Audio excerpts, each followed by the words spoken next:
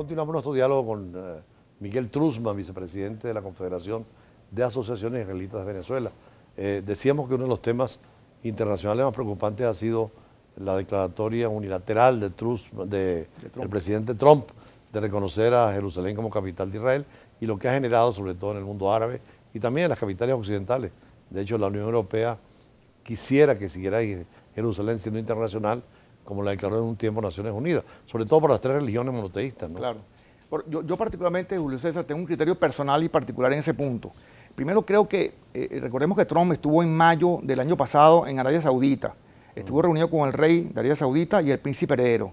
Y ahí conversaron sobre muchos tópicos. Yo no creo que Trump haya lanzado esa orden ejecutiva, porque recordemos que fue una ley aprobada tanto por la Cámara de Representantes y el Senado americano de hace más de una década. Sí, en la época de Barack Obama. Exacto. Entonces, o antes, pero esa orden ejecutiva nunca llegó. Es como aquí en Venezuela. El Congreso Nacional o la Asamblea Nacional aprueban la ley y requiere el ejecútese del presidente. Igual pasa en Estados Unidos.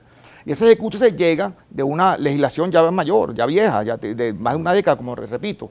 Yo creo que ahí Trump tuvo que haber hablado con el rey de Arabia Saudita y el príncipe heredero, inclusive con Al-Sisi, el presidente de Egipto, porque esto tuvo que haber sido algo ya comentado, conversado y preaprobado entre las potencias del Medio Oriente. Yo no creo que Trump haya sacado eso así de la manga.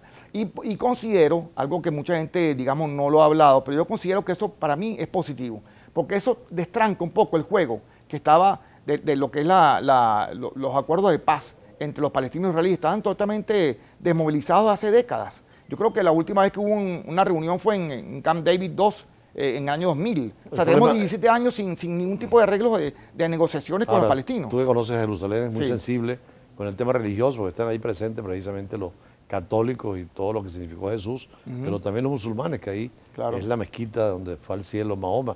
Y por supuesto está el templo de los judíos, que es mucho más antiguo, ¿no? Claro, pero es que fíjate, cuando tenía Jordania parte de Jerusalén, ahí no podían entrar los judíos, ni podían entrar los cristianos, ni los católicos. Estaba vedado básicamente solo al mundo musulmán. En la reunificación de Jerusalén en el año 67, en la Guerra de los 6 Días, Israel aglutina las dos Jerusalén, este y oeste, y hoy en día, bueno, desde esa época, desde el 67 para acá, todas las religiones del mundo, todas las confesiones, todas las personas pueden entrar libremente a Jerusalén y orar en el Muro de los Lamentos, ir a la mezquita Al-Aqsa, ir al Santo Sepulcro. O sea, todas las religiones tienen plena libertad de poder orar en los sitios sagrados que tenían previstos desde la antigüedad. Pero eso no sucedía antes. Antes, como estaba, te repito, en manos musulmanas, en manos de Jordania, eso no pasaba. O sea que el mundo tiene tranquilidad, debe tener tranquilidad de que eso va a seguir siendo un status quo, de que todo el mundo pueda participar en esos eventos religiosos.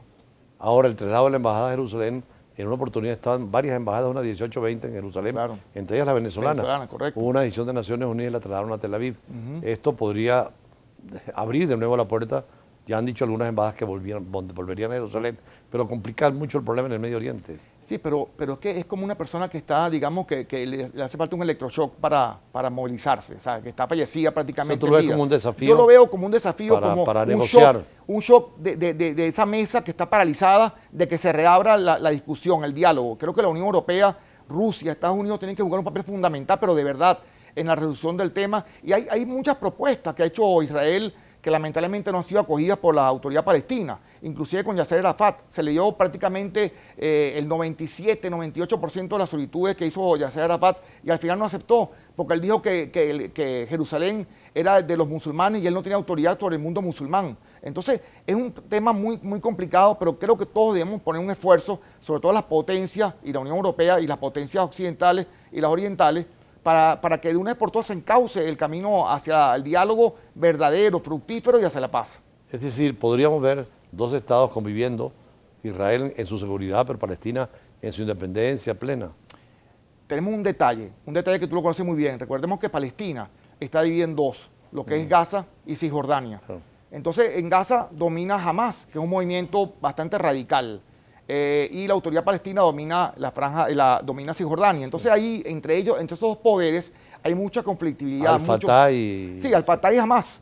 Entonces realmente ahí, mientras ellos no resuelvan su problema interno, político, que sea una sola persona que represente al pueblo palestino y que pueda dialogar y que pueda tener posibilidad de convenimiento real sobre la mesa de diálogo, no creo que pueda avanzarse mucho. Entonces creo que el pueblo palestino tiene que definirse entre qué solución quiere, si bien la radical del Hamas o la más moderada, entre comillas, más moderada, que tampoco es muy moderada, pero más moderada de Al-Fatah, de la Autorización Ahora, en el mundo, Palestina. caso Venezuela y América Latina, judíos y árabes conviven perfectamente, sobre todo en la parte comercial.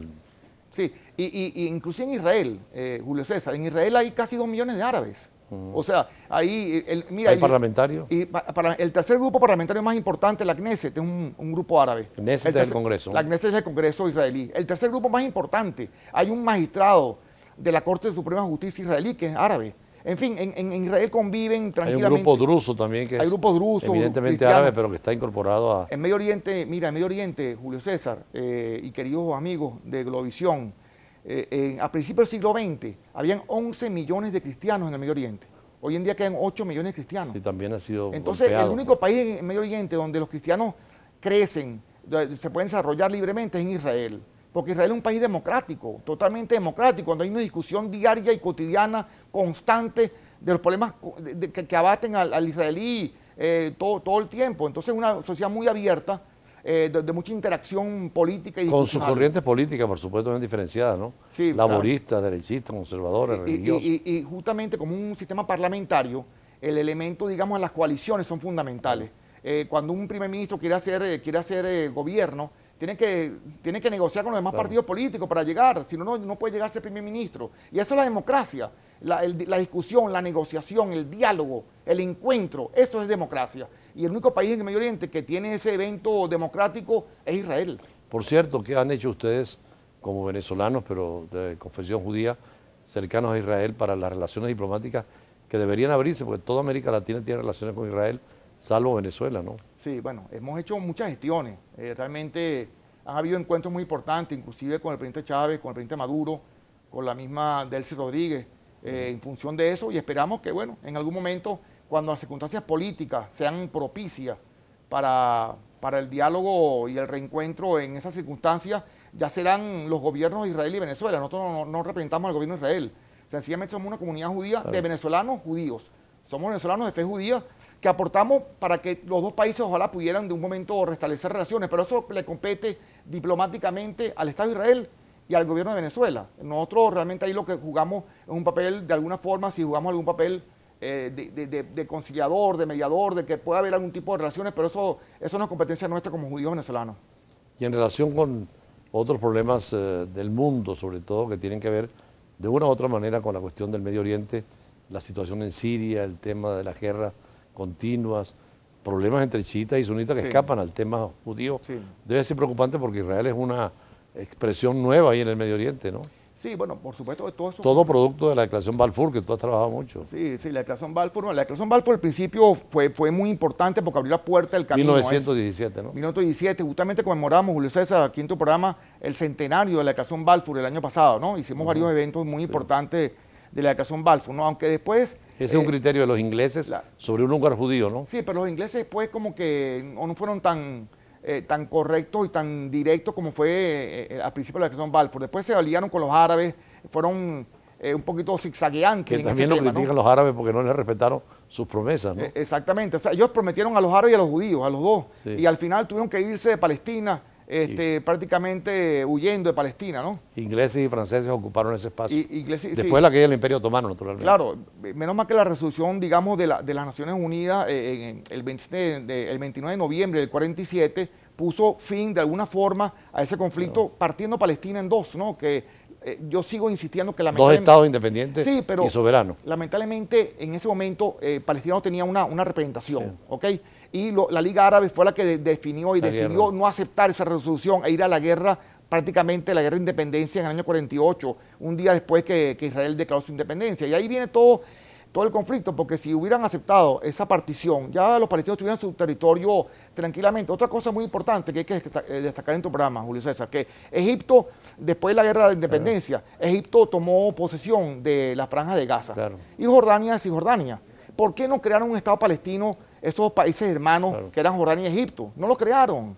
Entonces, también hay un elemento ahí que creo que hay que discutir bueno, el tema es muy estudiar, largo, ¿no? el tema es muy largo, muy largo. Ya se nos va el tiempo, gracias.